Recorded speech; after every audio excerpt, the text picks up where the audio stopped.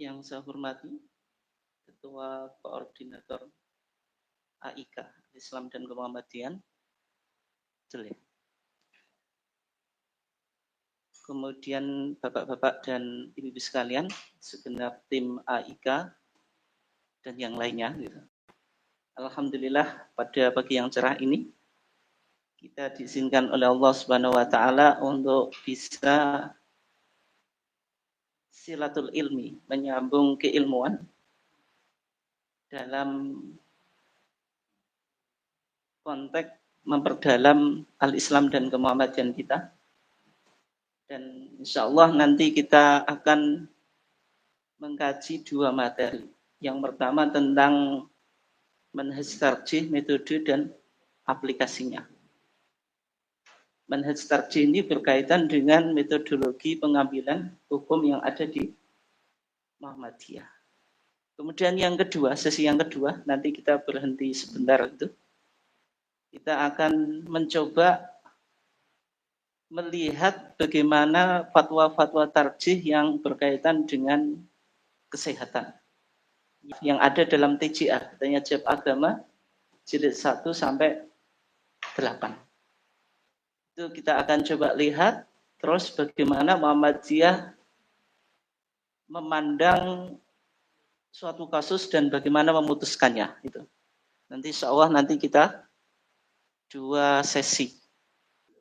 Bapak dan Ibu sekalian yang dimuliakan Allah, kita awali dari manhaj tarjih, metode dan aplikasi. Manhaj tarjih ini sudah sering kita kaji ya. Ketika kita Baitul Arqam juga mengkaji manhaj apa? Manhaj tarjih. Tapi mungkin pendalamannya itu butuh proses gitu. Bagi yang mubalek saja itu tidak langsung paham, apalagi jenengan itu. Atau mungkin juga bisa lebih cepat paham gitu, ngalahin mubalek kita. Nah, manhaj tarjih itu tidak hanya teori, tapi yang paling penting aplikasi. Bagaimana kita menggunakan manhaj tarjih di dalam melihat sebuah persoalan. Manhaj tarjih, apa yang disebut manhaj tarjih? Manhaj itu metodologi atau the way of thinking. Bagaimana cara kita berpikir. Itu yang disebut apa? Manhaj. Jadi manhaj itu secara sederhana thariqut tafkir, yaitu cara bagaimana kita berpikir.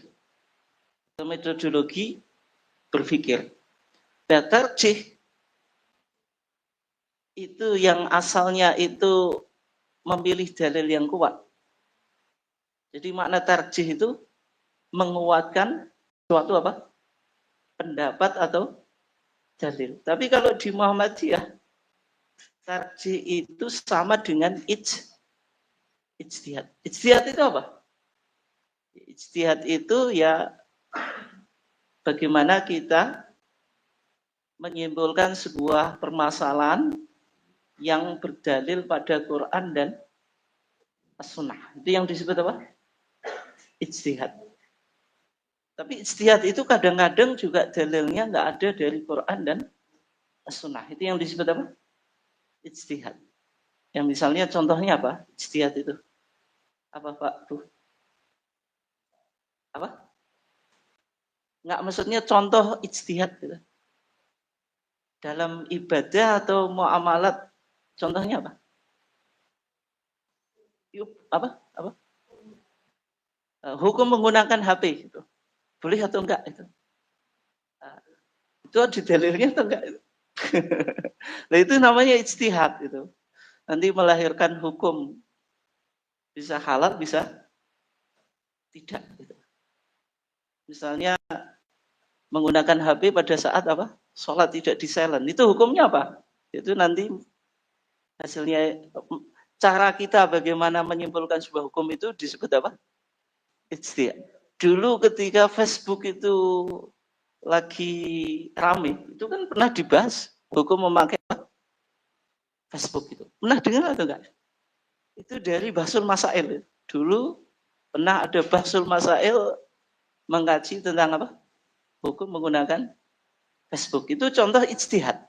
Berarti ijtihad itu sebuah aktivitas atau aktivitas intelektual untuk melahirkan sebuah hukum. Itu yang disebut ijtihad. Bisa dipahami ya? Nah, misalnya hukum membaca Al-Fatihah di belakang imam. Hukumnya wajib atau enggak wajib itu. Maksudnya makmum cukup mendengarkan. Nah, bagaimana kita menyimpulkan sebuah hukum atau ulama lah gitu. Itu disebut apa? Ijtihad. Tarjih di dalam Muhammadiyah itu mengalami perkembangan. Tarjih sama dengan apa? Ijtihad. Ijtihad itu ya untuk merespon semua permasalahan apa? Sosial keagamaan. Berarti kalau kita sebut manhaj tarjih itu metodologi bagaimana majelis tarjih melakukan apa? Ijtihad, menjawab respon atau tantangan zaman. Kira-kira semacam itu. Bisa dipahami ya?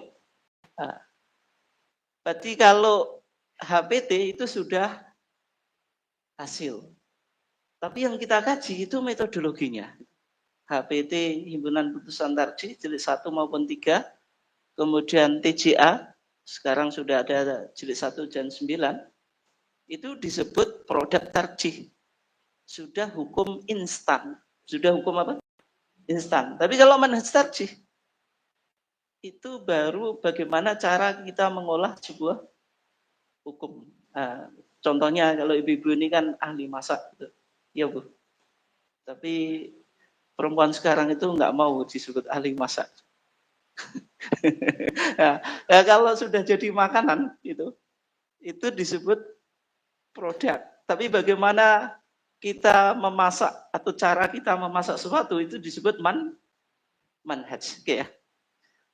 Manhaj tarjih itu isinya hanya 4 komponen. Wawasan, sumber ajaran, pendekatan, metode atau prosedur teknis. Hanya ada 4 komponen. Kalau kita detailkan semacam ini. Nanti wawasan ada tajdid, toleransi, keterbukaan, tidak berafiliasi kepada madzhab, kemudian paham agama. Kemudian ada pendekatan, bayani, burhani, irfan.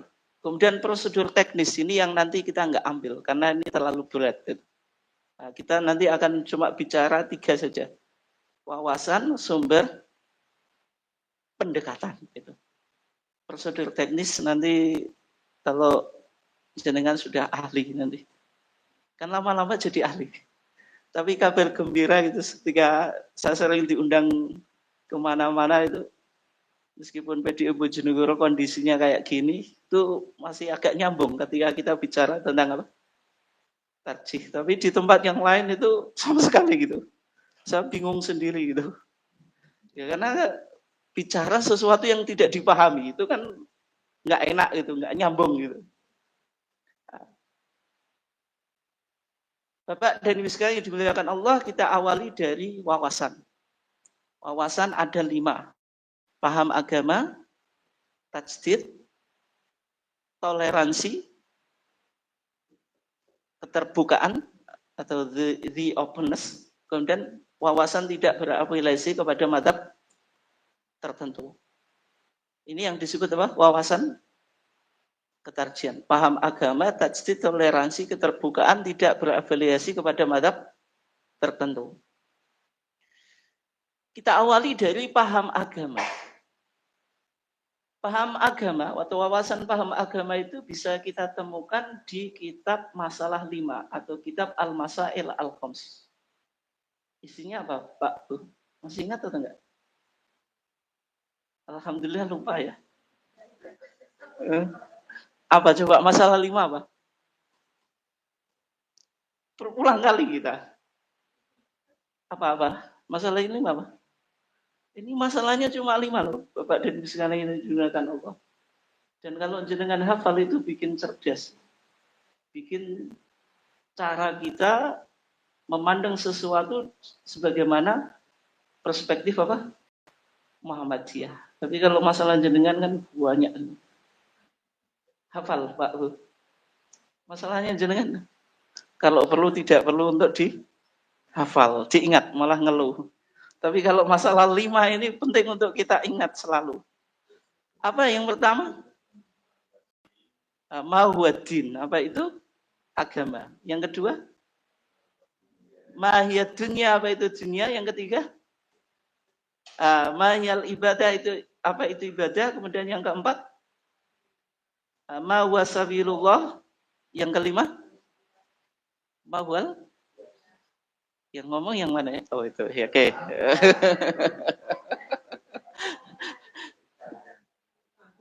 Nah, al-Islam dan kemuhammadian itu pondasinya masalah 5 ini. Sehingga guyonan saya, Pak Bu, kalau orang Muhammadiyah ditanya masalah 5 itu belum bisa jawab, dia belum bermuhammadiyah secara keilmuan. Itu guyonan saya. Meskipun dia aktif di Muhammadiyah bertahun-tahun, tapi secara keilmuan belum. Karena semua pemikiran keagamaan Muhammadiyah wajib dan harus dilandasi masalah apa? 5. Masalah 5 tadi ad-din, agama, ad-dunya, dunia. Yang ketiga apa? Al-ibadah, ibadah. Yang keempat sabilullah. Yang kelima qiyas. Untuk menguji orang ini paham tarjih atau tidak, paham keilmuan Muhammadiyah atau tidak, diawali dengan pertanyaan masalah 5. Kalau masalah 5 nggak bisa jawab, secara otomatis yang lainnya jelas nggak bisa jawab. Guyonan. Oke ya. Berarti masalah 5 yang berhubungan dengan wawasan agama atau wawasan paham agama Muhammadiyah atau paham agama dalam Muhammadiyah. Maksudnya paham agama Nabi berhenti ya Muhammadiyah. Bukan paham agama Muhammadiyah. Sejak kapan Muhammadiyah jadi agama? Kadang-kadang digejolok itu maksudnya paham agama Muhammadiyah itu paham agama dalam Muhammadiyah atau menurut perspektif Muhammadiyah. Dalam respon Muhammadiyah terhadap pertanyaan mahuwaddin yang disebut agama itu, ini penting untuk dihafalin juga. Yang disebut agama itu ma'anzalahullahu fil Qur'an wa ma ja'at bihi as-sunnatu as-sahihah. Apa yang diturunkan oleh Allah di dalam Al-Quran dan apa yang terdapat dalam as-sunnah sahihah. Ini bicara tentang apa Pak Bu? Sumber apa? Sumber agama. Al-Quran, yang kedua apa? As-sunnah, sunnahnya apa? Sunnahnya apa? Sahihah, itu harus diingat-ingat. Sumber ajaran agama di Muhammadiyah yang pertama Al-Quran, yang kedua As-Sunnah As-Sahihah. Nah, kalau kita sudah ngaji tarjih itu sudah bisa nambah, sunnahnya Sahihah. Kalau masih sunnah saja atau hadis saja, itu berarti belum mendalami istilah apa? Ketarjihan. As-Sunnah As-Sahihah itu mencakup hadis sahih dan hadis hasan. Apa itu hadis sahih, hadis hasan pembahasannya panjang. Pokoknya itu saja diingat-ingat ya suatu saat nanti. Waktunya nggak cukup. Hadis sahih dan hadis hasan. Artinya Muhammadiyah menolak hadis dhaif, apalagi maudhu. Maudhu itu palsu. Kalau dhaif apa? Lemah. Tidak bisa dijadikan sumber ajaran agama. Ini mungkin yang membedakan Muhammadiyah dengan kelompok yang lain. Kelompok yang lain di luar Muhammadiyah itu hadis-hadis dhaif oke. Tapi kalau di Muhammadiyah itu agak ketat. Oke ya. Isi agama 3. Al-awamir wan nawahi wal irsyadat. Perintah, larangan, petunjuk itu. Salat perintah, zakat perintah. Enggak boleh riba, larangan. Enggak boleh mencuri, larangan. Tapi agama juga irsyadat, ada petunjuk. Tujuan agama, nah ini nanti penting. Lissolahil ibad dunyahum wa ukhrahum. Untuk merealisasikan. Nanti kita jadikan pondasi bagaimana kita melihat apa ijtihad tentang kesehatan itu. Tentang apa? kesehatan. Berbagai macam persoalan kedokteran itu tidak ada di zaman Nabi. Misalnya hukum otopsi itu bagaimana? Hukum apa? Misalnya? Hah? Steril bagaimana? Macam-macam. Itu nanti penting untuk didasarkan pada ijtihad yang disebut istislahi. Ijtihad untuk merealisasikan kemaslahatan. Misalnya yang di dunia kedokteran yang paling mendasar itu bagaimana hukum operasi itu. Operasi itu membahayakan atau tidak? Ya kan berangkat dari itu. Tujuannya apa gitu. Nah, itu sangat penting nanti di manhaj tarjih berkaitan dengan bagaimana pemahaman tujuan agama dalam pandangan Muhammadiyah dikatakan lisolahil ibad dunyahum wa ukhram. Pokoknya agama itu harus merealisasikan kemaslahatan dalam konteks dunia dan akhirat. Oke ya, itu wawasan apa? Agama. Yang kedua wawasan tajdid. Ya, ini penting. Tajdid itu artinya apa? Apa artinya tajdid? Tajdid secara linguistik, secara bahasa artinya pembaruan. Tapi memiliki dua makna. Yang pertama pemurnian, yang kedua dinamisasi. Atau yang pertama purifikasi, yang kedua dinamisasi. Itu yang harus jenengan ingat-ingat. Tajdid secara bahasa apa? Pembaruan. Secara terminologi, istilah memiliki dua makna. Yang pertama purifikasi, yang kedua dinamisasi. Purifikasi itu dilakukan oleh Muhammadiyah dalam konteks ibadah dan akidah atau akidah dan ibadah. Dinamisasi itu dalam konteks muamalat dunyawiyah. Oke ya. Dalam konteks akidah Muhammadiyah tidak boleh mengidap penyakit TBCS, takhayul bid'ah khurafat syirik. Ini istilah yang penting di Muhammadiyah, yaitu TBCS itu. TBCS apa Pak Bu? Takhayul bid'ah khurafat syirik. Ini penting. Karyawan di luar Muhammadiyah tanya TBCS nggak bakal tahu itu. Siswa Muhammadiyah dengan siswa di luar sekolah Muhammadiyah itu bedanya ya tahu istilah TBCS. Karyawan yang baru mau join di AU Muhammadiyah di tes itu biasanya ya ada pertanyaan apa itu TBCS itu ya. Kemudian di ibadah juga artinya apa? Purifikasi. Tapi kalau di ibadah menggali tuntunan yang paling sesuai atau paling mendekati sunnah Nabi. Tapi tanpa menafikan apa? Variasi atau pluralitas itu disebut tanawu fil ibadah.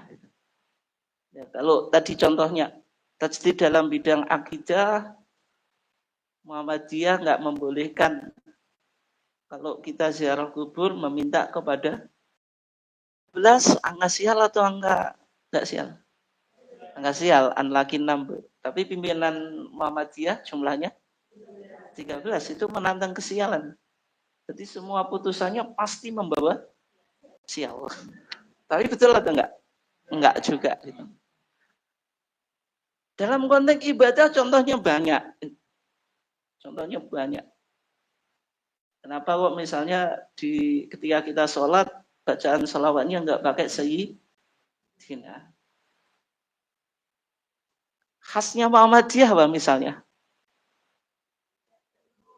Enggak kunut gitu, enggak kunut. Kemudian apa lagi? Enggak tahlilan itu. Nah, kenapa kok Muhammadiyah di beberapa amalan itu berbeda dengan umumnya di masyarakat? Karena kita tadi punya wawasan apa? Tajdid, yaitu pembaruan dalam kita beragama. Tapi tentu tidak menafikan adanya pluralitas variasi kalau dalil-dalilnya sama apa? benarnya. Misalnya doa iftitah, dengan boleh pakai Allahumma ba'id, boleh pakai tapi Allahu Akbar kabira walhamdulillah katsira wa subhanallah bukrata wa asila. Titik itu ya. Atau wajjahtu. Semuanya hadisnya sahih. Semua hadisnya apa? Sahih. Boleh diamalkan. Artinya meskipun kita tajdid dalam ibadah tapi tidak kakasnya itu bisa digunakan atau masuk kriteria apa? Sunnah sahih atau apa? Atau apa? Yuk. Makbulah. Oke. Makna tajdid yang kedua itu dinamisasi. Dinamisasi itu apa? Muhammadiyah bisa berkembang sesuai dengan perkembangan zaman. Kalau dalam akidah dan ibadah nggak boleh kita berkreasi dan berinovasi. Kreasi inovasi itu bid'ah. Tapi kalau muamalah duniawiyah wajib berkreasi dan inovasi. Ya. Contohnya, kita sudah menggunakan kahakiti. Dan insya Allah Ramadan ke depan kita sudah memulai Ramadan dengan apa? Kahakiti. Kalender Hijriah Global Tunggal. Di zaman Nabi, pernahkah Nabi puasa berdasarkan KHGT? Nggak pernah. Tapi Muhammadiyah membolehkan karena untuk menentukan kriteria awal masuknya Ramadan itu bisa berkembang sesuai dengan perkembangan zaman. Dan nanti dalam pendekatan yang digunakan Muhammadiyah ada pendekatan burhani. Muhammadiyah tidak anti ilmu pengetahuan. Sehingga kita boleh menentukan masuknya bulan baru dengan perhitungan secara astronomis. Gitu ya. Oke, berikutnya. Contohnya, kepemimpinan wanita. Boleh atau enggak, Bu? Wanita jadi direktur rumah sakit boleh? Boleh. Enggak bahaya atau itu? Kalau dengar direktur. Direkturnya kan laki-laki. Boleh, Bu? Hah? Jadi kepala sekolah boleh? Dan jenengan membolehkan itu berdasarkan ilmu atau nafsu? Hah? Ilmu atau nafsu? Nafsu.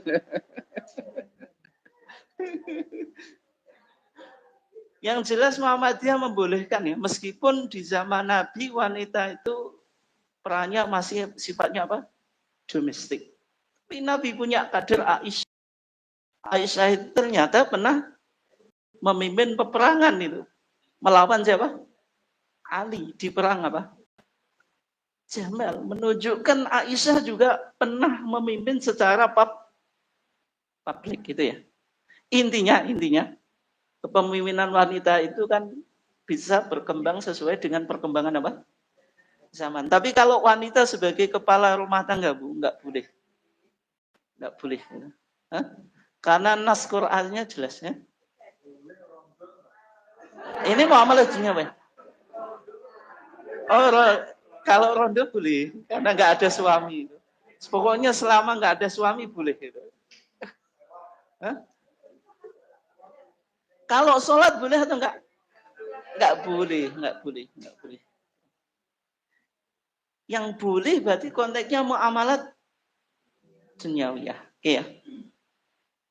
Berikutnya, wawasan toleransi. Toleransi yaitu tasamuh ya. Toleransi itu maksudnya apa? Majelis tarjih atau Muhammadiyah tidak pernah menganggap dirinya yang paling apa? Benar. Tapi harus punya posisi, Waktu.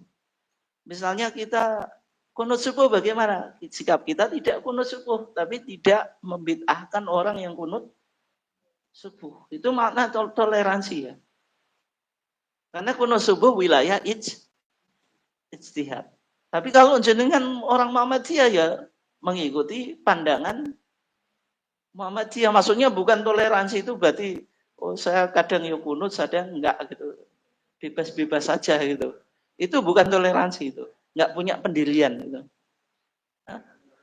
Artinya ya kita beranggapan pendapat yang benar tidak kunut subuh. Tapi bukan berarti kita menganggap yang kunut subuh itu sesat.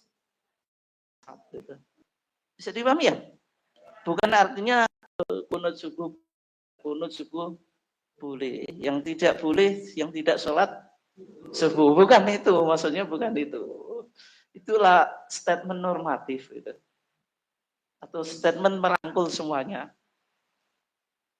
Ya, artinya kita harus memilih antara kunut dan tidak kunut. Tapi ketika kita punya pilihan, tidak usah menyesatkan yang berbeda. Itu yang apa? Toleransi. Terus yang berikutnya keterbukaan. Artinya apa? Putusan atau fatwa majelis tarjih itu terbuka untuk dikaji kembali. Terbuka untuk dikaji apa? Kembali. Putusan yang diputuskan itu ya hanya pandangan yang dianggap kuat saat memutuskan. Karena ilmu itu sifatnya berkembang atau enggak? Berkembang. Di dunia kedokteran juga semacam itu. Di semua disiplin ilmu mengalami apa? Perkembangan. Suatu teori yang dianggap dulu itu betul, ternyata muncul teori baru yang membantah itu. Dan hukum juga semacam itu. Gitu. Bisa jadi hukum atau pandangan yang diputuskan oleh majelis tarjih itu mengalami apa? Perkembangan atau perubahan. Contohnya kunut subuh saja itu baru dihapus di Muhammadiyah tahun berapa? Mungkin mengagetkan jenengan loh. Pendiri majelis tarjih kok kunut subuh? Pendiri Muhammadiyah kok kunut subuh? Lah kita kok nggak kunut subuh? Terus kita ikut siapa?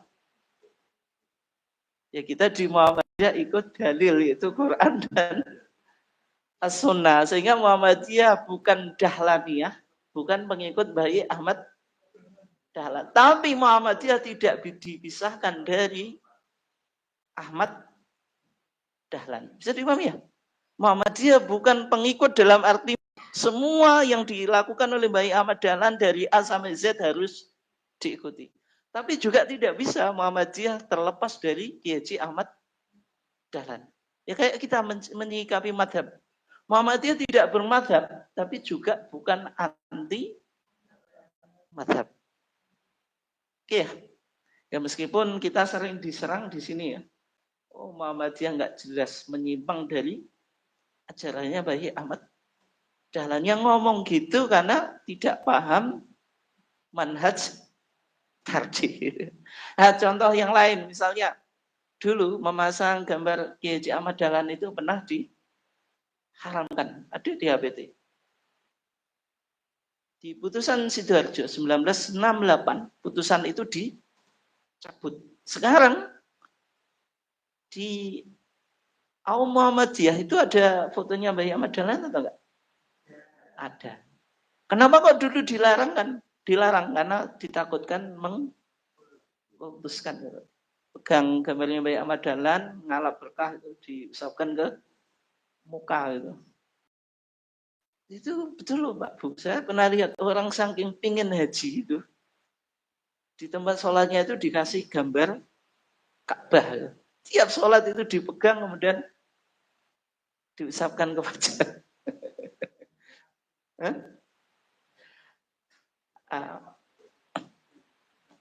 Terus berikutnya tidak berafiliasi kepada madhab tertentu. Artinya Muhammadiyah tidak mengikuti salah satu dari madhab yang 4. Tapi Muhammadiyah juga tidak anti apa? Madhab.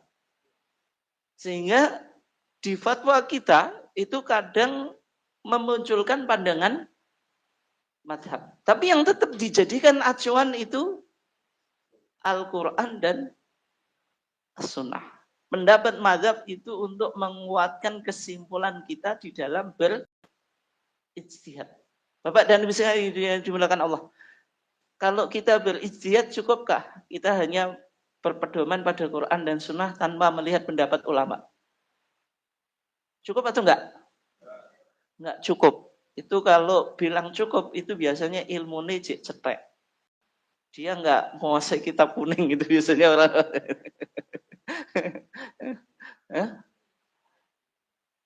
Ya kalau hanya Quran, Sunnah, terus itu di beberapa di masyarakat itu menyenangkan loh. Ngaji Quran, Sunnah, ditafsiri sendiri, dipahami sendiri itu menyenangkan. Ya.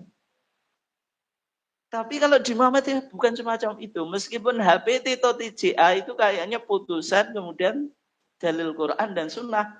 Tapi sebenarnya Majelis Tarjih sebelum memunculkan pandangan atau fatwa itu mengkaji merujuk dulu dari pendapat-pendapat tidak hanya satu madhab tapi lintas madhab. Cumanya kajiannya itu tidak dimunculkan. Bisa dipahami atau enggak? Sekarang kalau kita di pengawasan syariah itu ada opini syariah. Opini syariah itu misalnya hukumnya transaksi tertentu gitu. Jual beli apa?